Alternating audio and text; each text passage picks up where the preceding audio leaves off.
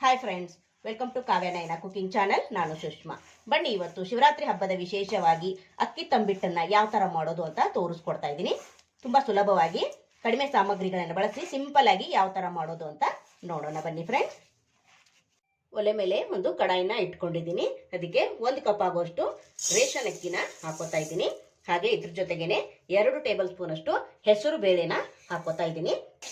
ಇವೆರಡನ್ನು ನಾವು ಚೆನ್ನಾಗಿ ಹುರ್ಕೋಬೇಕಾಗುತ್ತೆ. ಇಲ್ಲಿ ಕಪ್ಪಗೆ ಜಾಸ್ತಿ ಮಾಡ್ಕೊಳಕ್ ಹೋಗ್ಬೇಡಿ, ನೋಡ್ಕೊಂಡು ಮೀಡಿಯಂ ಆಗಿ ನಾವಿಲ್ಲಿ ಹುರ್ಕೋಬೇಕು.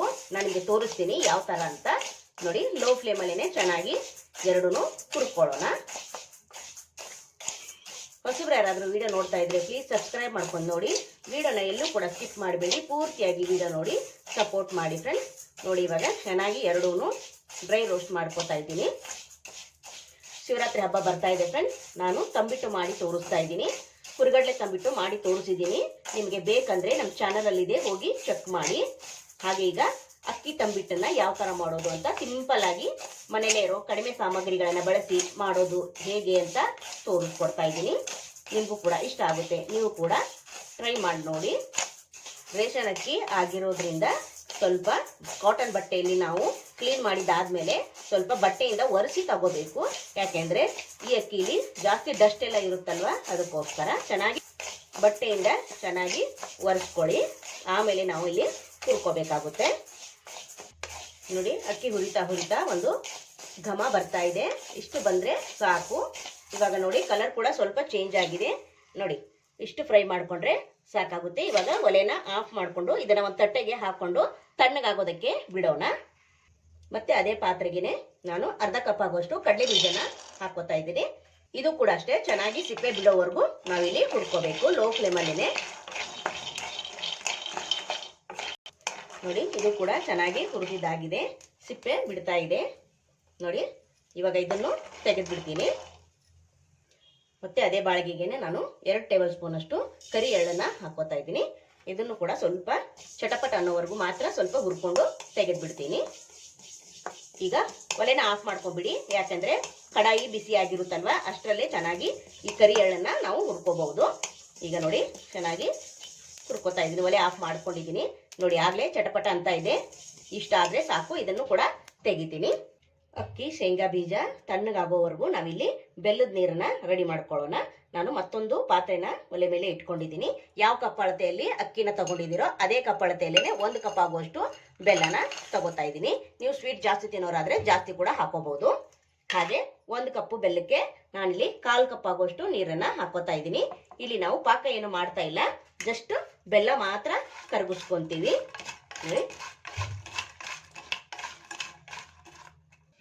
ಒಂದು ಮಿಕ್ಸಿ ಜಾರ್ನ ತಗೊಂಡಿದ್ದೀನಿ. ಅಕ್ಕಿ ಕೂಡ ಚೆನ್ನಾಗಿ ಆರಿದೆ. ನೋಡಿ, ಆರಿದ ಮೇಲೆನೆ ಮಿಕ್ಸಿ ಜಾರ್ಗೆ ಹಾಕೋತಾ ಇದ್ದೀನಿ. ಇವಾಗ ಇದನ್ನ ನುಣ್ಣಗೆ ಪುಡಿ ಮಾಡ್ಕೊಂಡು ಬರಬೇಕು, ಹಿಟ್ಟು ತರ. ನೋಡಿ, ಈಗ ನೈಸ್ ಆಗಿ ಪುಡಿ ಮಾಡ್ಕೊಂಡು ಬಂದಿದ್ದೀನಿ. ಇದನ್ನ ಒಂದು ಪಾತ್ರೆಗೆ ತೆಗಿತೀನಿ. ನೋಡಿ, ಅದೇ ಮಿಕ್ಸಿ ಜಾರ್ಗೆನೆ ನಾನು ಕಡಲೆ ಪಪ್ಪನ್ನ ಅರ್ಧ ಕಪ್ ಅಷ್ಟು ಹಾಕೋತಾ ಇದ್ದೀನಿ. ಹಾಗೆ ಅದೇ ಅರ್ಧ ಕಪ್ ಅಲ್ಲಿನೇ ಕಡಲೆ ಬೀಜನ ಸಿಪ್ಪೆ ಎಲ್ಲ ಬಿಡಿಸಿ ಇಟ್ಕೊಂಡಿದ್ದೀನಿ. ಇದನ್ನು ಕೂಡ ಹಾಕೊಂಡು ನೋಡಿ, ಇದನ್ನು ಕೂಡ ತರಿತರಿಯಾಗಿ ಮಾಡ್ಕೊಂಡು ಬಂದಿದ್ದೀನಿ. ಜಾಸ್ತಿ ಪುಡಿ ಕೂಡ ಬೇಡ. ನೋಡಿ, ಒಂದೊಂದು ಬೇಳೆ ಸಿಗ್ತಾ ಇರಬೇಕು ಬಾಯಲ್ಲಿ ತಿನ್ನುವಾಗ, ತುಂಬಾ ಚೆನ್ನಾಗಿರುತ್ತೆ. ನೀವು ನೈಸಾಗಿ ಕೂಡ ಮಾಡ್ಕೋಬಹುದು. ಇವಾಗ ಅದೇ ಪಾತ್ರೆಗೆ ಇದನ್ನು ಕೂಡ ತೆಗಿತೀನಿ. ನೋಡಿ, ಅಕ್ಕಿ ಹಿಟ್ಟನ್ನ ಒಂದು ಪಾತ್ರೆಗೆ ಹಾಕೊಂಡಿದ್ದೆ. ಇವಾಗ ಇದನ್ನು ಕೂಡ ಅದರಲ್ಲೇನೆ ಹಾಕೊಂತೀನಿ. ಹಾಗೆ ಇಲ್ಲಿ ಏಲಕ್ಕಿ ಪುಡಿ ಕೂಡ ಸೇರಿಸ್ಕೊತಾ ಇದ್ದೀನಿ. ಹಾಗೆ ಕರಿ ಎಳ್ಳು ಕೂಡ 2 ಟೇಬಲ್ ಸ್ಪೂನ್ ಅಷ್ಟು ಹಾಕೊಂಡಿದ್ದೀನಿ.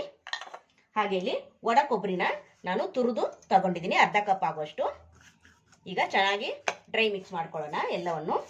ನೋಡಿ, ತುಂಬಾ ಅಂದ್ರೆ ತುಂಬಾ ಚೆನ್ನಾಗಿರುತ್ತೆ ಫ್ರೆಂಡ್ಸ್. ನೀವು ಕೂಡ ಒಂದ್ಸತಿ ಟ್ರೈ ಮಾಡಿ. ಇನ್ನು ನಮ್ಮ ಚಾನಲ್ಗೆ ಯಾರೆಲ್ಲ ಸಬ್ಸ್ಕ್ರೈಬ್ ಮಾಡ್ಕೊಂಡಿಲ್ಲ ಪ್ಲೀಸ್ ಹೋಗಿ ಸಬ್ಸ್ಕ್ರೈಬ್ ಮಾಡ್ಕೊಳ್ಳಿ. ಬೆಲ್ ಐಕನ್ನ ಪ್ರೆಸ್ ಮಾಡಿ ಆಲ್ ಅನ್ನೋ ನೋಟಿಫಿಕೇಶನ್ ಸೆಲೆಕ್ಟ್ ಮಾಡ್ಕೊಂಡ್ರೆ ನಾವು ಹಾಕೋ ವಿಡಿಯೋ ಎಲ್ಲ ಮೊದಲು ನಿಮಗೆ ಬರ್ತದೆ ಫ್ರೆಂಡ್ಸ್. ಆಗ ಎಲ್ರಿಗಿಂತ ಮುಂಚೆ ನೀವೇ ನೋಡ್ಬೋದು. ನೋಡಿ, ಇವಾಗ ಬೆಲ್ಲದ ನೀರು ಕರಗಿದೆ ಚೆನ್ನಾಗಿ. ಈಗ ನಾನು ಅದನ್ನ ಸೋಸ್ಕೊಂಡಿದ್ದೀನಿ. ಇವಾಗ ಇದಕ್ಕೆ ಹಾಕೊಂತೀನಿ. ಸ್ವಲ್ಪ ಸ್ವಲ್ಪನೇ ಹಾಕೊಂಡು ಚೆನ್ನಾಗಿ ಮಿಕ್ಸ್ ಮಾಡ್ಕೊಳ್ಳೋಣ. ಬಿಸಿ ಇರುವಾಗ್ಲೇನೆ ಹಾಕೋಬೇಕು, ತಣ್ಣಗಾದ್ಮೇಲೆ ಚೆನ್ನಾಗಿರಲ್ಲ. ಹಾಗೆ ಜಾಸ್ತಿ ಕೂಡ ಬೆಲ್ಲದ ನೀರು ಕರಗಿಸ್ಕೋತಾ ಇರಬಾರ್ದು. ಬೆಲ್ಲ ಕರಗಿದ ತಕ್ಷಣನೇ ಕೆಳಗಿಳಿವಿ ಸೋಸ್ಕೋಬೇಕು, ಇಲ್ಲ ಅಂದ್ರೆ ಪಾಕ ಆಗ್ಬಿಡುತ್ತೆ, ಜಾಸ್ತಿ ಅಂಟು ಬಂದ್ಬಿಡುತ್ತೆ. ನೋಡಿ ಈಗ ಇನ್ನೊಂದು ಸ್ವಲ್ಪ ಹಾಕ್ಕೊತೀನಿ, ಎಲ್ಲ ಹಾಕ್ಕೊತೀನಿ ನಾನು.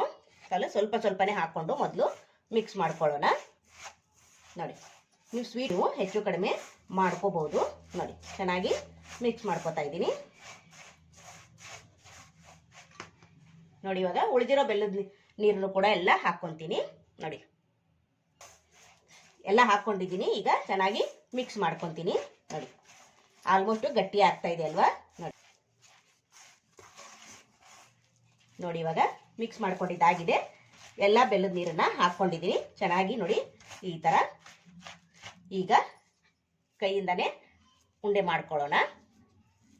ಆರೋದಕ್ಕೆ ಬಿಡಬಾರ್ದು, ಯಾಕಂದ್ರೆ ಉಂಡೆ ಕಟ್ಟೋದಕ್ಕೆ ಬರೋದಿಲ್ಲ, ಅದಕ್ಕೋಸ್ಕರ. ನೋಡಿ ಈ ಥರ ನಿಮ್ಗೆ ಯಾವ ಸೈಜ್ ಬೇಕೋ ಆ ಸೈಜಲ್ಲಿ ನೀವು ಲಾಡುಗಳನ್ನ ಕಟ್ಕೋಬಹುದು. ನೋಡಿ ಬೇಗ ಶೇಪ್ ಬಂದ್ಬಿಡುತ್ತೆ, ಯಾಕಂದ್ರೆ ಬಿಸಿ ಬಿಸಿ ಬೆಲ್ಲದ ನೀರು ಹಾಕಿರೋದ್ರಿಂದ. ನೋಡಿ ನೋಡಿ ಈ ಥರ ಎಲ್ಲ ತಂಬಿಟ್ಟನ್ನು ಮಾಡಿ ನಿಮಗೆ ತೋರಿಸ್ಕೊಡ್ತೀನಿ. ನೋಡಿ ಫ್ರೆಂಡ್ಸ್, ಎಲ್ಲ ಹುರಿದ ಅಕ್ಕಿ ತಂಬಿಟ್ಟು ಮಾಡಿ ಸರ್ವ್ ಮಾಡ್ಕೊಂಡಿದ್ದೀನಿ. ನೋಡ್ತಾ ಇದ್ದೀರಾ ಎಷ್ಟು ಚಂದ ಕಾಣಿಸ್ತಾ ಇದೆ. ಟೇಸ್ಟು ಕೂಡ ಅಷ್ಟೇ ಚೆನ್ನಾಗಿದೆ ಫ್ರೆಂಡ್ಸ್. ನೋಡ್ತಾ ಇದ್ದೀರಾ, ಸೂಪರ್. ಇದೇ ಥರ ನೀವು ಕೂಡ ಟ್ರೈ ಮಾಡಿ ನೋಡಿ ಫ್ರೆಂಡ್ಸ್. ನೋಡಿ ಎಷ್ಟು ಸಾಫ್ಟ್ ಆಗಿ ಬಂದಿದೆ ಅಂತ ತೋರಿಸ್ಕೊಡ್ತೀನಿ. ನೋಡಿ ಸೂಪರ್ ಅಲ್ವಾ. ನೀವು ಕೂಡ ಒಂದ್ಸತಿ ಟ್ರೈ ಮಾಡಿ, ನಿಮಗೂ ಕೂಡ ಇಷ್ಟ ಆಗುತ್ತೆ. ಈ ವಿಡಿಯೋ ನಿಮಗೆ ಇಷ್ಟವಾದರೆ ಪ್ಲೀಸ್ ಲೈಕ್ ಮಾಡಿ, ಶೇರ್ ಮಾಡಿ, ಕಮೆಂಟ್ ಮಾಡಿ, ಸಬ್ಸ್ಕ್ರೈಬ್ ಮಾಡ್ಕೊಳ್ಳಿ. ನಮ್ಮ ವಿಡಿಯೋ ನೋಡಿದ್ದಕ್ಕಾಗಿ ನಿಮ್ಮೆಲ್ಲರಿಗೂ ಧನ್ಯವಾದಗಳು. Thank you for watching. ನಮಸ್ಕಾರ ಫ್ರೆಂಡ್ಸ್.